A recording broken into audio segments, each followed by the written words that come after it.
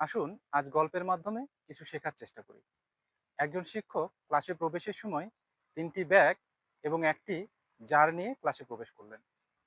৩টি ব্যাগের প্রথম ব্যাগে ছিল পাথর, দ্বিতীয় ব্যাগে ছিল নুড়ি পাথর এবং তৃতীয় ব্যাগে ছিল বালি। শিক্ষক ক্লাসে প্রবেশ করে খালি জারটি তাদের দেখালেন এবং সে জারের মধ্যে প্রথমেই পাথরের টুকরোগুলো ভরতে শুরু করলেন। এক পর্যায়ে সেই জার ভরে গেলে শিক্ষক ছাত্রদের বলেন, আচ্ছা বলো তো, এই জার কি পূর্ণ হয়েছে? ছাত্ররা সবাই সমস্বরে বলল, জি স্যার, জারটি পূর্ণ হয়েছে। তখন শিক্ষক সেই জারের মধ্যে ছোট ছোট নুড়ি পাথরগুলো ভরা শুরু করলেন। এক পর্যায়ে বেশ কিছু নুড়ি পাথর ভরার পরে জারটি পূর্ণ হয়ে গেল। এবার শিক্ষক ছাত্রদের জিজ্ঞেস করলেন, বলতো, এইবার কি জারটি পূর্ণ হয়েছে?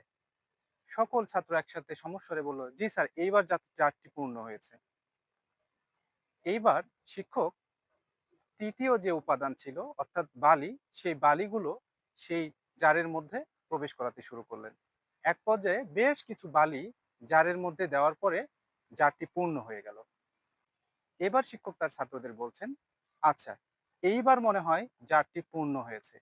তখন সকল ছাত্রছাত্রী একসাথে সমস্বরে বলছে যে জি, জি স্যার, এবার জারটি পূর্ণ হয়েছে। এই ৩টি উপাদান এবং জারের সাথে আমাদের জীবনের একটা সম্পর্ক আছে।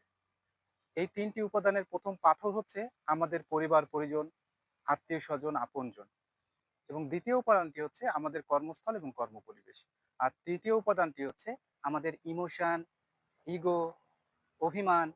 তুমি তোমার ইগো, ইমোশন, অভিমান এগুলোকে দিয়ে যদি তুমি তোমার জীবনের থলেটাকে পূর্ণ করতে থাকো, তাহলে একসময় দেখবে প্রয়োজনীয় জিনিসকে রাখার আর জায়গা পাবে না। তাই প্রথমে তোমাদের যেটি করতে হবে, প্রায়োরিটির ভিত্তিতে জীবনে স্থান দিতে হবে। অর্থাৎ কোন জিনিসটি তুমি আগে তোমার জীবনে স্থান দিবে এবং কোন জিনিসটিকে তুমি তোমার জীবনে পরে স্থান দিবে, এটি তোমাকে নির্ধারণ করতে হবে। যদি তুমি প্রথমেই তোমার ইমোশন, ইগো, অভিমান এগুলোকে প্রায়োরিটি দাও, তাহলে একটা পর্যায়ে দেখা যাবে যে তোমার আর প্রয়োজনীয় জিনিসপত্র রাখার তুমি আর জায়গা পাবে না। তাই তোমাদের উচিত হবে প্রথমে প্রায়োরিটি নির্ধারণ করা, জীবনে কার কতটুকু গুরুত্ব তোমার জীবনে বহন করে, তোমার জীবনে কে কতটুকু গুরুত্ব বহন করে, সে গুরুত্বের ভিত্তিতে তুমি জায়গা দিবে। তাহলে দেখা যাবে জীবনটাকে সুন্দর করে তুমি গুছিয়ে তুলতে পারবে। ধন্যবাদ সবাইকে।